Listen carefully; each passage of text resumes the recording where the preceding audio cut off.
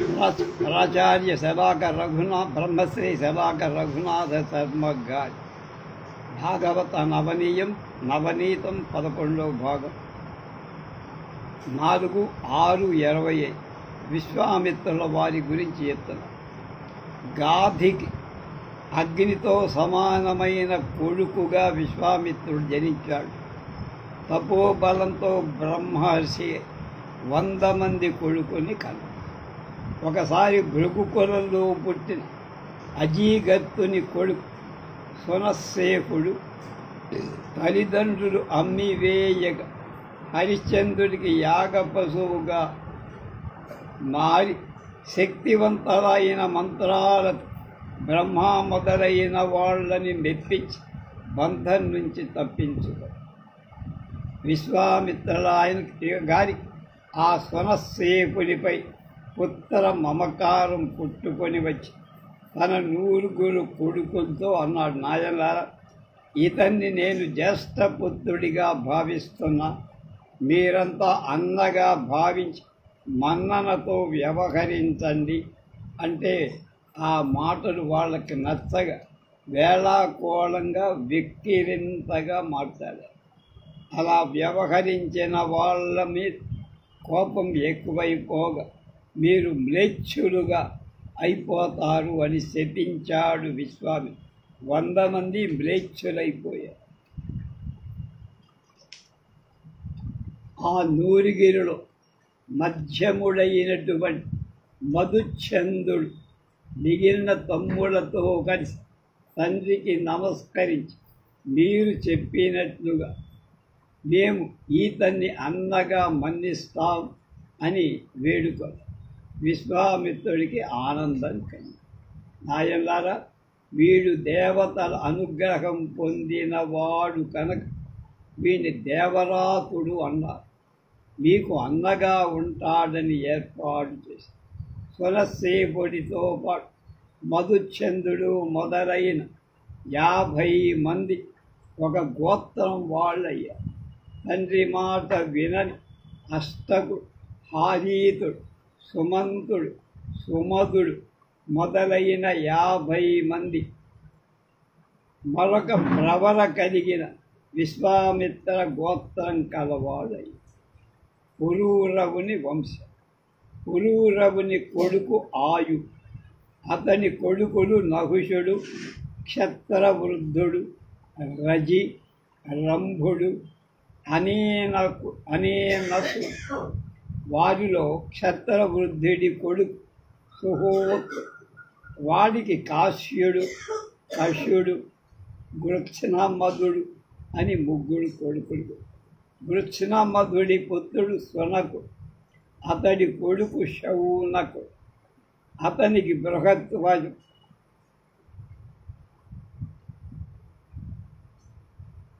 బ్రహ్మచ ప్రవరుడు అనేవాడు కొడుకు. అతడు తపస్సులో శ్రద్ధ కలవాడే. కాశ్యుడి కొడుకు కాశి, అతడి కొడుకు రాష్ట్రుడు, వాడి కొడుకు దీర్ఘతపు. ఈ దీర్ఘతపు విష్ణువు అంశతో ధన్వంతరి అనే కుమారుడు. అతడు ఆయుర్వేద విద్యలో ఆరితేర. అతన్ని తలచుకుంటేనే రోగాలు దరవైపోవు. అలాగే వాసుదేవుని అంశంతో అవతరించాడు కనుక దేవతల వాళ్ళగా యజ్ఞభాగం పొందటానికి కూడా అర్హత కలవాలి. అతడి కుమారుడు కేతుమంతుడు, అతడి కొడుకు భీమరథుడు, వాడి కొడుకు దివోదాసు, అతడికే జ్యుమంతుడు అనే పేరు. జ్యు అంటే కాంతి. అతడి కొడుకు ప్రతర్ధుడు, అతనికే శత్రుజిత్, ఋతధ్వజుడు అనే పేర్లు కూడా. ఇతడి కుమారుడు కువలయాశ్వుడు. కువలయాశ్వ చరిత్ర అనే నవల కథ సంస్కృతంలో. అతడి కుమారుడు అలర్కుడు. అతడు 66,000 ఏళ్ళు. అలర్కుడు అనేవాడు 66,000 ఏళ్ళు భూమిని పాలించి ప్రసిద్ధి. అలర్కుడి కొడుకు పేరు సన్మతి. వాడి కొడుకు సునీతుడు, అతని కొడుకు సుకేతుడు. ధర్మకేతు అనేవాడు సుకేతుడి కుమారుడు. అతడి పుత్రుడు సత్యకేతు, అతడి కొడుకు దృష్టకేతు. సుకుమారుడు వీతిహోత్రుడు, భర్గుడు, భార్గభూమి వరుసగా ఆ వంశంలో పుట్టినవాడు. కాశ్యుడు మొదలుకొని భార్గభూమి వరకు గల రాజుల కాశ్యుడు అంటారు. వీరందరూ క్షత్రవృద్ధిని వంశంలో పుట్టినటువంటి మహానుభావుడు. క్షత్రవృద్ధుని రెండవ కొడుకు పేరు కుశుడు, కుశుడి కొడుకు పేరు ప్రీతి. సంజయుడు, జయుడు, కురుతుడు, హర్యధ్వనుడు, సహదేవుడు, భీముడు, జయచ్చేరుడు, సంకృత్, జయుడు, క్షతధర్ముడు వరుసగా వాళ్ళకి పుత్రుడుగా పుట్టారు. వీరు క్షత్రవృద్ధిని వంశరాజు. రంభుడికి రభసుడు, రభసుడికి గంభీరుడు, వాడికి కృతుడు కుమారులుగా పుట్టి ఆ కృతుడికి బ్రహ్మకులం పుట్టి అనేనసుడి కొడుకు శుద్ధుడు, వాడి కొడుకు శుచి, అతని కొడుకు త్రికకుత్, అతడు బ్రహ్మసారథి. అతడి కుమారుడు శాంతరజుడు, అతనిలో విజ్ఞానం బాగా కలిగి వచ్చింది. దానితో అతడు కృతకృత్యుడై వైరాగ్యాన్ని రజి అనేవాడికి 500 మంది కొడుకు, గొప్ప బలం కలవాడు. వాళ్ళను దేవతలు వచ్చి ప్రార్థించగా రజి దేవతలకు అండగా వెళ్ళి రాక్షస సంహారం చేశారు. స్వర్గాన్ని దేవేంద్రుడికి దక్కించేట్లు చేశారు. దేవేంద్రుడు అతని కాళ్లకు మొక్కి దేవలోకాన్ని అతనికి సమర్పించి పూజ చేశారు. రజి మరణించిన తరువాత అతని కొడుకులు దేవేంద్రుడు అడిగిన దేవలోకాన్ని కట్టబెట్టల. పైగా గర్వంతో యాగభాగాలు పట్టుకున్నారు. అప్పుడు దేవేంద్రుడు బృహస్పతి చేత బ్రహ్మాండమైన ఒక హోమం చేయించి తన వజ్రాయుధంతో రజి కొడుకులందరినీ చంపేసి స్వర్గాన్ని ఆక్రమించుకున్నాడు. నహుష వంశం.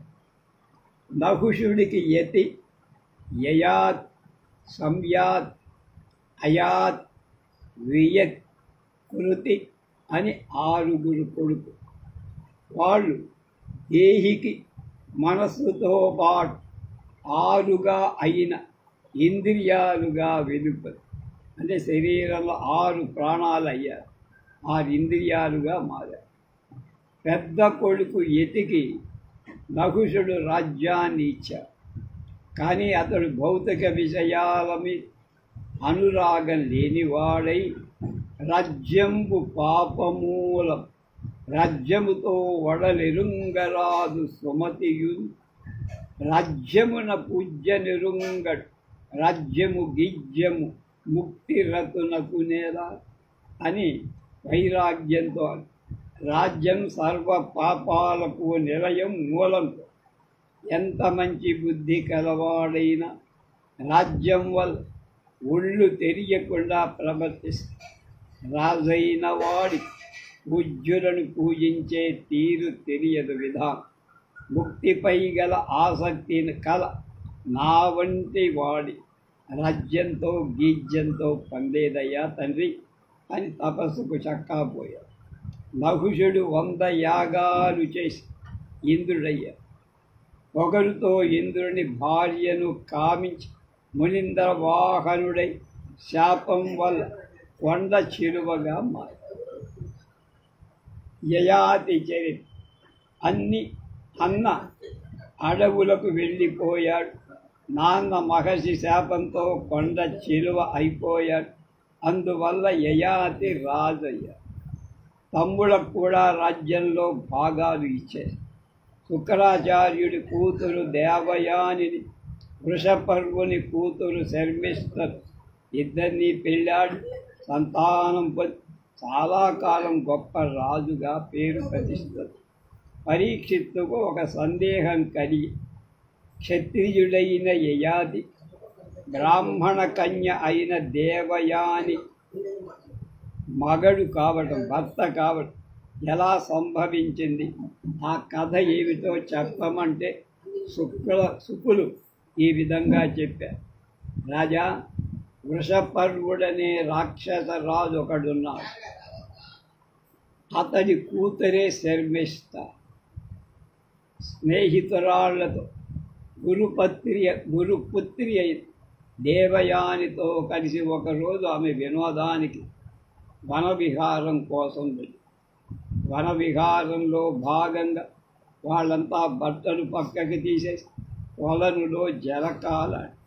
ఆ సమయంలోనే పార్వతీపతి సతితో కలిసి నంది నెక్కి అక్కడికి వచ్చి కంగారులో శర్మిష్ఠ పొరపాటు దేవయాని బట్టలు ధరి గురుపుత్రి అయిన దేవయాని, దాసీదానం నా బట్టలు ఎందుకు కట్టుకున్నావని కసితో కసరుతూ పడి, ఏమే రాక్షసి బిడ్డ, బ్రాహ్మణులు ఉత్తమ పురుషుణ్ణి మొగం నుండి పుట్టారు. సాక్షాత్ బ్రహ్మమే అనతగిన వాళ్ళుగా. అందులో భృగు గోత్రం వాళ్ళు మహాశీల సంపద. అందులో మీ అయ్యకు గురువైన శుక్రాచార్యులు మా నాన్న. అలాంటి నా చీర నువ్వు ఎలా కట్టుకున్నావే? బ్రాహ్మణుల సొమ్ము ఇతరులు ఎవరైనా వాడుకోవచ్చా? బంగారు గొలుసుతో అలంకరించిన కుక్క హోమద్రవ్యాలు ముట్టుకోవటానికి తగదు కదా అని పరమ దురహంకారంతో అనరాని మాటలకు శర్మిష్ఠ అభిమానానికి దెబ్బకు. రాజపుత్రిక కదా, శర్మిష్ఠ తట్టుకుంటుందా? తట్టుకోలేక తోకతొచ్చి కొప్పిన తాతులాగా లేచి భిక్షుండై తమ తండ్రి మా జనకుని భిక్షించినందన్ను సంక్షింపంతుది నింతయై మరపుతో రాజప్రసూనాక్కుడి రక్షోరాజతనూజతు సుగుణతు నాతో సమంబాడిన్ కుక్షిస్ఫోటముగా గదీని చెరులీ కూపంబునం త్రోవలే అని క్షకార ప్రయోగం మీద అద్భుతమైన పద్యం చెప్పారు పోతలు. చెరులారా, ఇదేమిటే ఇలా తిక్కగా ప్రవర్తిస్తోంది? ముద్ద కని పెద్ద కత్తి మొన మీద కారులు కూస్తోంది.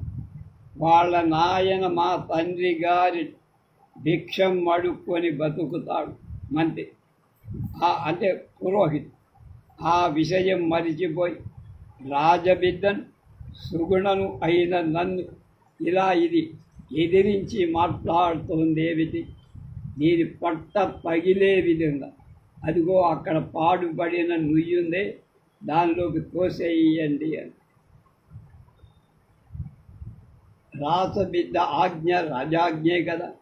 శర్మిష్ఠ చెరులు దేవయాని కాళ్ళు చేతులు కట్టుబట్ట కూడా ఇవ్వకుండా నూతిలోనికి విసిరేశారు. శర్మిష్ఠ చెరులతో పాటు రాజమందిరానికి అట్టహాసంగా వెళ్ళిపోయి వేట కోసం అడవిలో తిరుగుతున్న యయాతి రాజు యాదృచ్ఛికంగా నూతిలో పడి ఉన్న దేవయానిని చూశారు. సప్తాంభోనిధి మేఖలావృత మహాసర్వం సహ కన్యకా దక్షిణకర ప్రారంభం చేసి ప్రోక్షిప్తం చేసి యయాతి కట్టుకొని పై చేలంబు మున్నిచ్చి పర్యాప్త శ్రేయ జలాంగి నాళి సముదాయ స్వర్గవిన్ భార్గవిన్. రాజు గమనించాడు. దశ మొదలు ఉన్న ఆమె చుట్టుకోవడానికి తన ఉత్తరీయం ఇచ్చాడు. 7 సముద్రాలకు హద్దులే మొలనూలుగా ఉన్న భూమండలాన్నంతా పట్టి నిలపగల తన కుడి చేతిని అండగా అందించి నూతిలోంచి బయటికి లాగా ఆమె గొడవలంతా చెమట బిందువుల ఆర్ద్రమై స్వర్గం నుండి దిగి వచ్చే కామధేనువులా ఉంది. భృగు వంశానికి అలంకారమై శుక్రాచార్యుడి ముద్దు బిడ్డ దేవయ్య కుడి చెయ్యి పట్టుకున్నాడు కనుక పాణిగ్రహణం అయినట్టన్నాడు. దేవయాని మెల్లగా చల్లగా, అయ్యా నువ్వు నా పాణిగ్రహణం చేశావు కాబట్టి నాకు నువ్వే భర్త, ఇది దైవయోగం, తప్పించుకోరాని నువ్వు పట్టుకొని చేతిన మరొకరికి ఇవ్వజాలను అని పలికి. ఇంకా ఇలా సుగుణాల వాల రాజా, నేను శుక్రాచార్యుల వారమ్మాయి, నన్ను దేవయాని అంట. వెనక బృహస్పతి గారు కుమారుడు కచుడు మా తండ్రి గారి నుండి మృత సంజీవిని విద్య అభ్యసించటానికి వచ్చిన నేను వాడిని ప్రేమించి పెళ్లి చేసుకోమను, కానీ అతడు వద్దన్నాడు. కోపం వచ్చి మా తండ్రి దగ్గర నేర్చిన విద్య నీలో అణగారిపోతుంది, పని చెయ్యదు అని శపించి అతడు ధర్మ విరుద్ధమైన కోరికతో నన్ను శపించావు కనుక నీకు బ్రాహ్మణుడు పతి కాకుండుగాక అని ప్రతిశాపం ఇచ్చాడు. కాబట్టి క్షత్రియుడైన నువ్వు నాకు ఇప్పుడు పతి అయ్యా. దైవయోగం చేత యయాతికి ఆమె మీద మరులు కలిగి దైవయోగముగాక విప్రసుతం వరించునే నా మనంబు ఏ విధంబున ఈశ్వరాజ్ఞ నిత్యదంచు వరించే ధాత్రీవరుణుడు దేవయాని ధీర బుద్ధులకు మనోభావమొక్కటియే ప్రమాణం అభావ్య భావ పరీక్షకు కనుక ఇదంతా దైవ సంకల్పం. లేకపోతే నా మనసు బ్రాహ్మణ కుమార్తెను ఒప్పుకుంటుందా, వరిస్తుందా? ఇది ఈశ్వరాజ్ఞ అని మనస్సులో నిశ్చయించుకొని దేవయానిని చేపట్టడానికి బలి చేసుకోవడానికి సిద్ధపడి బుద్ధి విశేషంతో కార్యనిర్ణయాలు చేసేవాళ్ళు అంతఃకరణ ప్రవృత్తే ప్రమాణం, ఇంకేం అక్కల. పగ తీర్చుకున్న పడ దేవయాని రుసరుసలాడుతూ తండ్రి దగ్గరకు వెళ్ళి ఏడ్చి శర్మిష్ట చేసిన యాగి అంతా చెప్పి కన్నీరు మున్నీరుగా విలపించి, అమ్మా వాళ్ళు క్రూరాత్మ, వారి కొంపలో పౌరోహిత్యం చేసుకుంటూ బ్రతకడం కంటే పొలాలలో మిగిలిపోయిన కంకులు ఏరుకొని తినటం మంచిది అంటూ శుక్రుడు కూతుర్ని తీసుకొని వృషపర్వపురం వదిలి వెళ్ళిపోయాడు. రాక్షసరాజుకు ఈ సమాచారం తెలిసి, అలా అయితే ఎలా? ఆ మహాత్ముని మంత్రబలం వల్ల కదా మనం దేవతలను గెలవాలి అనుకుంటూ పరుగున వచ్చి వారికి అడ్డపడి కాళ్ళు పట్టుకొని వెళ్ళొద్దని బతిమాలాడు. శుక్రాచార్యుడు కొంత మెత్తబడ్డారు. రాజా, నీ కూతురు ఆమె చెరు 100 మంది మా అమ్మాయికి దాసీజనంగా సేవించుకోవటానికి ఒప్పుకుంటే ఆమె కోపం తీరుతుంది, మా అమ్మాయి కోపం. నువ్వు ఆ ఏర్పాటు చేయగలిగితే అప్పుడు ఆలోచించి మీ పురానికి మళ్ళా తిరిగి వస్తాం. వృషపర్వుడు కూతుర్ని ఒప్పించి అంటే శర్మిస్తా వాళ్ళిద్దరినీ తెప్పించుకొని తన కొలువులో నిలుపుతాడు. తరువాత శుక్రాచార్యుడు సలక్షణంగా తన కూతురు దేవయాని మహాచక్రవర్తి యయాతికి ఇచ్చి పెళ్లి చేశాడు. యయాతికి ఒక హెచ్చరిక కూడా చేశాడు. ఏమయోయ్ అల్లుడా, శర్మిష్ట నా కూతురికి దాసు, దాంతో మాత్రం సంగం పెట్టుకోబా. ఆ రాత బిడ్డ నా బిడ్డతో పాటు నీ దగ్గరే ఉంటుంది. యయాతికి దేవయాని వలన యదు తుర్వసుడనే 2 కొడుకులు పుట్టారు. వీళ్ళదే కృష్ణరాయ వంశం ప్రారంభం. పగ తీర్చుకున్న శర్మిష్ట ఆ బాపడి బిడ్డ దేవయాని రాణయ్య, రాత బిడ్డ శర్మిష్ట దాసి అయ్యి అందరూ ఒకే చోట ఉంటున్నారు. ఒకనాడు దేవయాని చెరగుమాసి దూరంగా ఉండగా శర్మిష్ఠ ఒంటరి రాజు వద్దకు వచ్చి తనకు పుత్ర భిక్ష పెట్టమని ప్రార్థించింది. యయాతి రాజాను బహువల్లభ, రాజులకు పేరాండ్రు చాలామంది ఉంటారు అనే మాటలు శర్మిష్ఠ మీద మోకబడి ఆమె గర్భంలో జుహ్యుడు, అనువు, పూరుడు అనే 3 కొడుకులను కన్నాడు. ఈ రహస్యాన్ని యయాతి శర్మిష్ఠలు చాలా గోప్యంగా ఉంచారు. దేవయానికి ఆ గుట్టు తెలియటానికి చాలా కాలం పడింది. తెలిసిన వెంటనే కోప శోకాల తండ్రి దగ్గరకు పోయి యయాతి తనకు చేసిన ద్రోహాన్ని చెప్పుకోవటానికి బయలుదేరి యయాతి ఆమె వెంటబడి ఇల్లాల ఈ విషయం మామగారికి చెప్పడం ఎందుకు? ఏదో మోహం మాపుకోలేక శర్మిష్ఠను చేరదీశా. అయినా నేను నీ భర్తనే కదా, నన్ను కరుణించు. పెళ్ళైన ఆడదానికి తండ్రి మాట కంటే మగటి మాట పాటించడమే కర్తవ్యం కదా అని కాళ్ళ మీద పడ్డా. దేవయాని కోపం తీరల. తండ్రికి జరిగిన కథంతా చెప్పి శుక్రుడు అల్లుణ్ణి శపించాడు. రాజా యయాతి, కామానికి వసుడవై ధర్మద్రోహం చేసి కాబట్టి కాంతాజనాలు కక్కసించుకొని అంటే అసహించుకొని ముసలితనం నిన్ను పట్టి పీడిస్తూ అని శుక్రుడు శాపం ఇచ్చి, మామా ఒక విధంగా నాకు ఇచ్చిన శాపం వల్ల నీ కూతురికే నష్టం. నాకు కామోపభోగం మీద ఇంకా విరక్తి తీరల. నీ కూతురితో మరికొంతకాలం కామసుఖాలు అనుభవించి తర్వాత ముసలివాణ్ణవు అని అతని అనుమతి సంపాదించి భార్యతో నగరానికి వెళ్ళి పెద్ద కొడుకు యదువును పిలిచి, నాయన అడగరాని కోరిక అడుగుతున్నాను రా, అనరాని మాట అంటున్నా. నాకు స్త్రీ సుఖం మీద తీరిక పోలా, కాబట్టి నా ముసలితన నువ్వు తీసుకు నీ యవ్వనాన్ని నాకు కొంత ఇవ్వు అని దీనంగా యదువు తండ్రితో, నాన్న ముసలితనం తనంత తాను వస్తే అనుభవించక తప్పదు, కానీ కోరి దాన్ని నెత్తికొత్తుకునే వాళ్ళంటారా ఎక్కడైనా? యయాతి తక్కిన కొడుకులను కూడా అలాగే అడిగితే వాళ్ళు కూడా యదువు ఏం చెప్పాడో అదే దారిలో మాట. యయాతి చివరి కొడుకు పూరు, వాడు శర్మిష్ఠకు పుట్టిన 3వ కొడుకు. తండ్రి అతన్ని కూడా తనకు యవ్వనం ఇవ్వాలని అడిగి గురుభక్తి గుణాధారుడైన పూరు తండ్రి ప్రతిపాదన నిండు మనస్సుతో పనుపక చేయుదు అధికు పనిచిన మధ్యములు వందు పరతురు తండ్రులు పని చెప్పి కోరి పనిచిన అనిశము మారాడు పుత్రుడు అధముడు తండ్రి అన్నారు.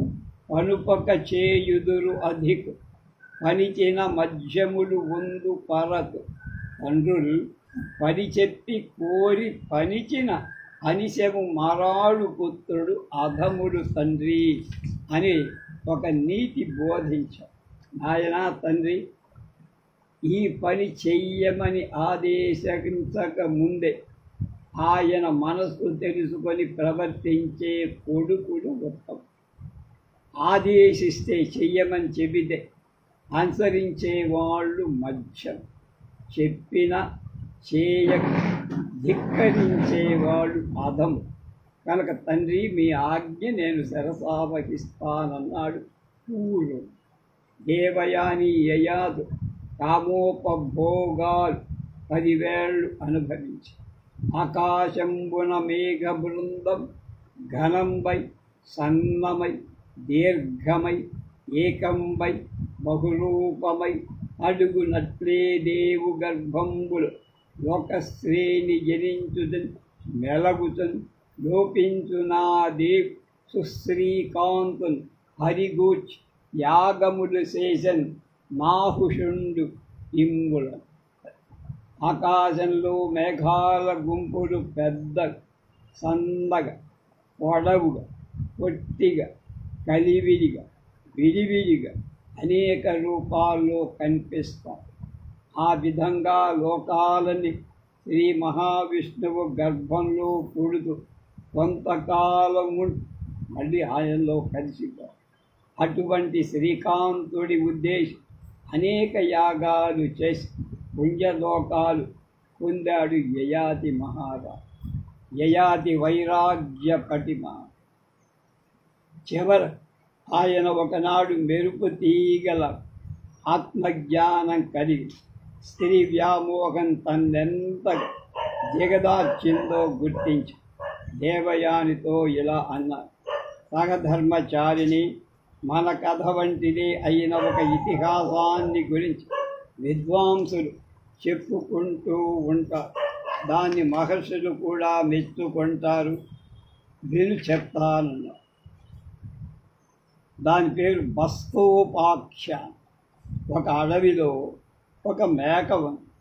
అది ఒకరోజు కర్మవశాన నూతిలోకి దాని అందులో అప్పటికే ఒక ఆడమేక పడి దాన్ని చూసి మగమేక కామించి కొమ్ములతో మట్టిని పెళ్ళగించి రెండు వెలపలకి బయటకు వచ్చాయి. అవి రెండు మిథున ధర్మాన్ని పాటించి ఎన్నో మేకలు కన్నా. మగమేక తన పిల్లలన్నింటినీ కూడా మిథున ధర్మంతో రమించే దాని బుద్ధి బూడిదైపోయి కామ ప్రకోపంతో కాలక్షేపం.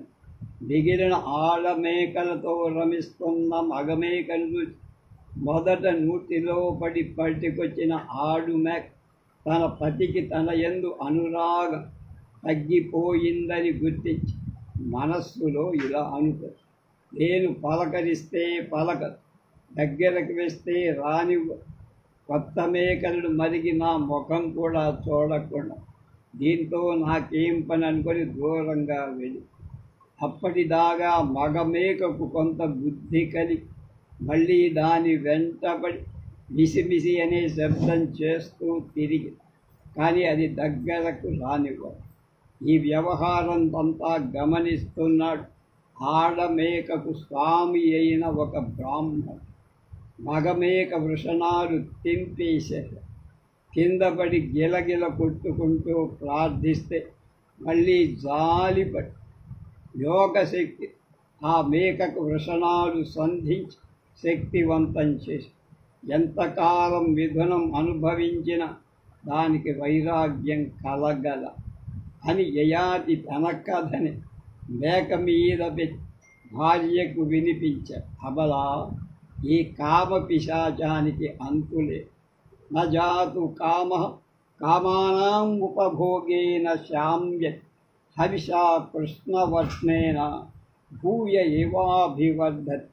ఎన్ని వందల సార్లు కామసుఖం అనుభవించిన మనసు ఇంకా చాలతనం అన్నిటికీ చల్లారని అగ్ని వంటిది. కామానుభవం చేత కామం అణగిపో హోమద్రవ్యమైన నెయ్యి వేసిన కొద్దీ వృద్ధి మంట పెందినట్టుగా పెరుగుతూనే ఉంటుంది. మాత్రా స్వస్రాదుహిత్రావ నా వివిక్తావతో భవేత్. బలవానింద్రియగ్రామో విద్వాంసమపి కర్షతి. పద్మనయన, అక్క చెల్లెలు కూతురు ఎక్కిన పాన్ పురుషుడు ఎక్కర. పరమయోగికైన ఇంద్రియ సముదాయం వికారం కలిగిస్తుంది. వివేకం కలవాడు స్త్రీలతో చెలిమి చెయ్యకు. కాబట్టి ఇవాళ మొదలుకొని కామపాశాన్ని కోసేసి విషయ సుఖాలను బూడిద చేసి అహంకారాన్ని మంటగలి మృగాలు తిరిగే అడవుల ప్రాణం ఉన్నంత వరకు తిరుగుతూ ఉంటాం. పరబ్రహ్మంలో చిత్రాన్ని లయింపచేస్తాం. ఆశల అంతం చూడగలిగి బ్రహ్మనిష్ట మాత్రం.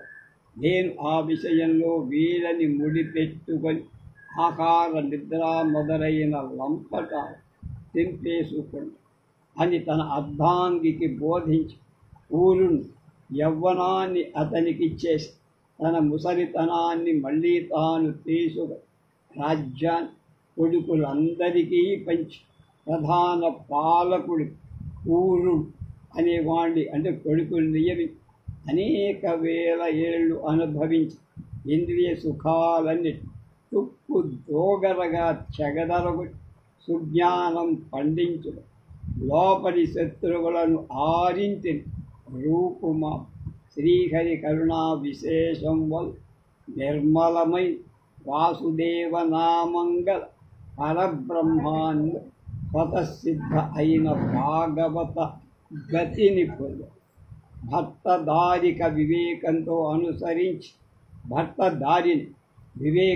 అనుసరించి దేవయాని కూడా సర్వ సంఘాలు విడిచి విముక్తి శుక్రవారు ఈ విధంగా యజాతి చరిత్ర వివరించి భగవంతుడు సర్వభూత నివాసుడు శాంతుడు వేదమయుడు అయిన వాసుదేవుడికి నమస్కరిస్తానని మళ్ళా ఇలా తర్వాతే కథను పరీక్షిత్తుకు చెప్పటం ప్రారంభించాడు.